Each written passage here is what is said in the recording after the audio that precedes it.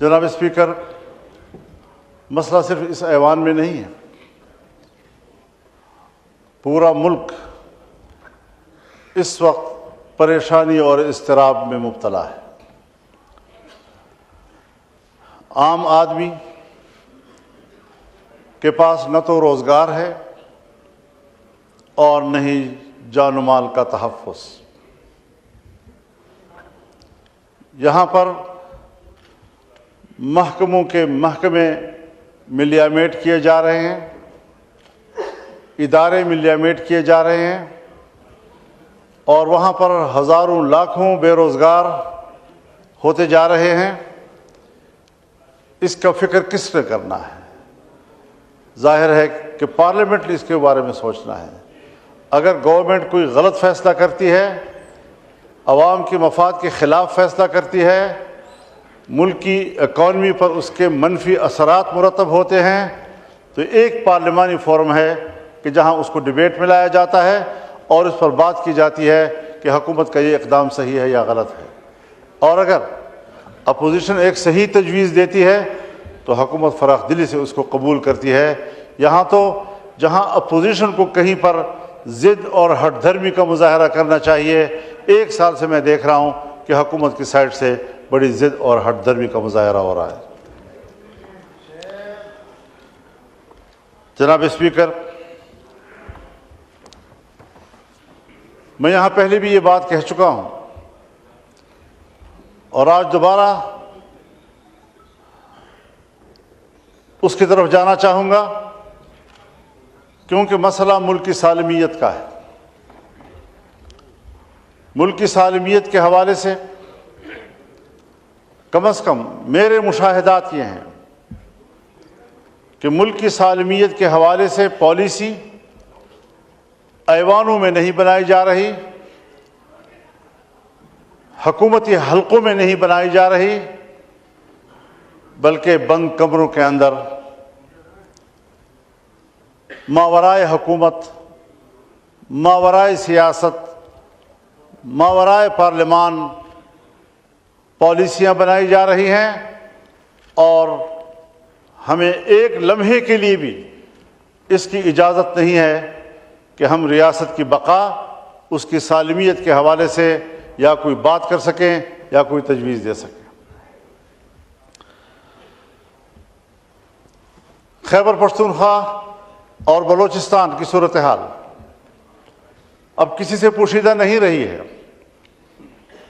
ہم ان کے خلاف لڑ رہے ہیں، مسلح گروہوں کے خلاف جنگ لڑ رہے ہیں۔ جناب اسپیکر، ایوان بیٹھا ہوا ہے، ہم سب پاکستانی ہیں، ہمارا امن ایک ہے، ہماری معیشت ایک ہے، ہماری عزت و آبرو ایک ہے، ہمارے مشترکات ہیں، قدریں ہیں، اور اس حوالے سے ہمیں اس بات کا ادراک ہونا چاہیے کہ اس وقت دو صوبوں میں حکومت کا کوئی رٹ موجود نہیں ہے۔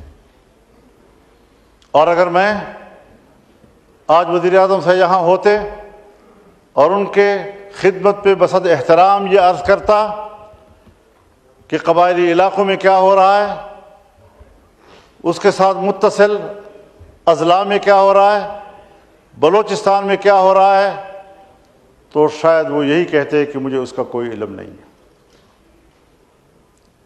اگر میرا حکمران جس حیثیت میں بھی ہے ملکی معاملات کے بارے میں اتنا بے خبر ہے، اور مجھے یاد ہے ایک زمانے میں ہم نے مل کر کام کیا ہے، افغانستان ہمارے جرگے جاتے تھے، اور میں نے جب ان سے پوچھا تو ان کو کوئی علم نہیں تھا۔ کون فیصلے کرتا ہے؟ کہاں فیصلے کیے جاتے ہیں؟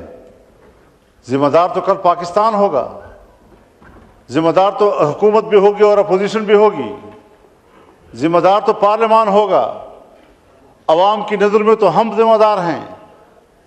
اور حقیقت یہ ہے کہ اس ملک میں کوئی سویلین اتھارٹی اس وقت موجود نہیں ہے، کوئی نظریاتی سیاست موجود نہیں ہے۔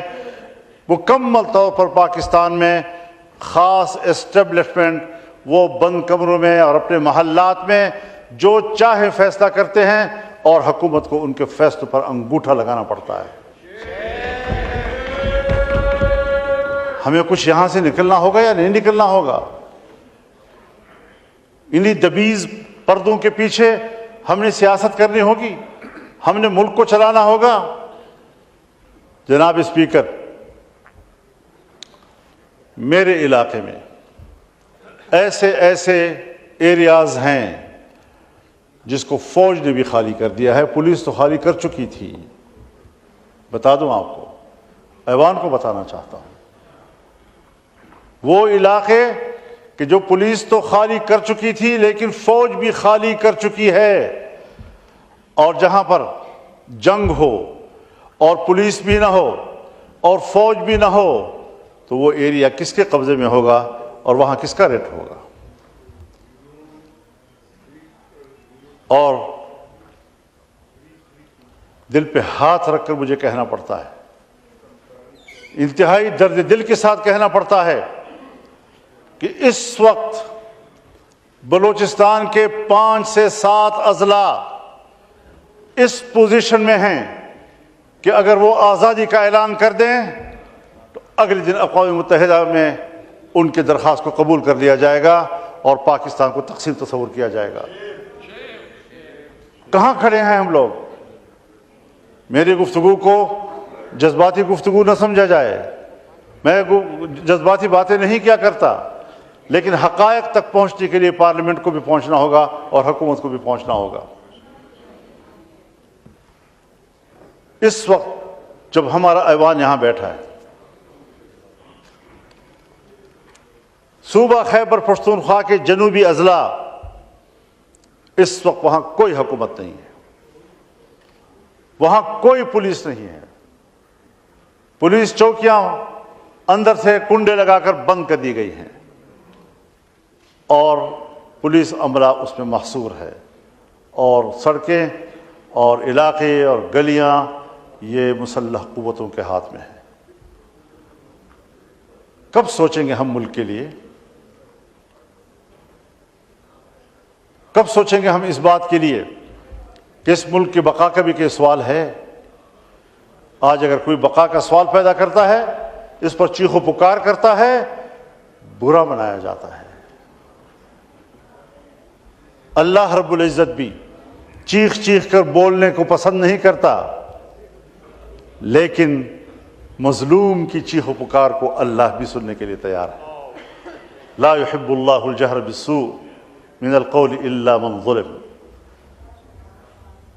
کوئی شخص بھی اونچی آواز اور چیختے آواز کے ساتھ بات کرے اللہ کو پسند نہیں ہے، سوائے اس آدمی کے جس پر ظلم ہو رہا ہے، جس کے ساتھ زیادتی ہو رہی ہے، جو مضطرب ہے، جو پریشان ہے۔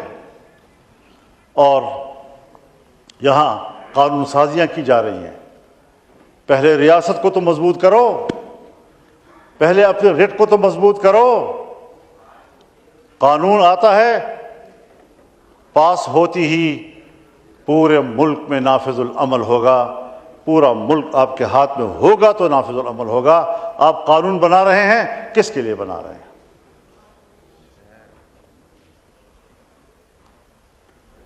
صوبوں میں اسمبلیاں ہیں، لیکن صوبوں کی اسمبلیاں بھی عوام کی نمائندہ نہیں ہیں، اور جب بغاوتیں پیدا ہوتی ہیں، جب عوام باہر نکلتے ہیں، تو کوئی منتخب نمائندہ جو آج منتخب کہلاتا ہے وہ پبلک کا سامنا کرنے کی پوزیشن میں نہیں ہے۔ خواہ چیف پوزیشن کیوں نہ ہو، وہ عوام کا سامنا کرنے کی پوزیشن میں نہیں ہے۔ آپ کا ممبر پارلیمنٹ عوام کا سامنا کرنے کی پوزیشن میں نہیں ہے، آپ کا منسٹر عوام کا سامنا کرنے کی پوزیشن میں نہیں ہے، کیونکہ عوام اس کو اپنا نمائندہ نہیں سمجھ رہا۔ جنگ ہے نظریات کی اور اتھارٹی کی۔ سیاست میں جنگ نظریات کی نظریات کے ساتھ ہوتی ہے، تھیوریز کی تھیوریز کے ساتھ ہوتی ہے۔ لیکن ایک طرف ہم ہیں جو بات کرتے ہیں نظریات کی، سوچ اور فکر کی، لیکن دوسری طرف صرف اتھارٹی کو اپنے ہاتھ میں لینے کی سیاست ہو رہی ہے۔ اس کے علاوہ کوئی نظریہ موجود نہیں ہے۔ جھوٹی موٹی جیسے کیسے اتھارٹی ہو، یہ اتھارٹیاں تسلیم نہیں کی جاتی۔ اگر میں نے 2018 کے الیکشن کے نتیجے میں پارلیمان کو تسلیم نہیں کیا تھا تو میں 2024 کے الیکشن کے نتیجے میں بھی پارلیمان کو عوام کا نمائندہ تسلیم نہیں کر رہا ہوں۔ اور آپ ہیں کہ ہماری اس چیخ و پکار کو غیر سنجیدہ لے رہے ہیں۔ یہ غیر سنجیدہ گفتگو نہیں ہے، یہ بہت بڑی بات ہے جو ہم کر رہے ہیں۔ کسی سطح پر اس کا نوٹس نہیں لیا جا رہا، اور نتیجہ کیا نکلے گا کہ جس طرح بنگال نہیں رہا، آج کوئی ایک اور پر ہم سے ٹوٹ جائے گا، کہیں کہ اور بازو ہم سے ٹوٹ جائے گا۔ کیا کسی وقت ہم نے اس بات کی فکر کی ہے؟ جناب اسپیکر،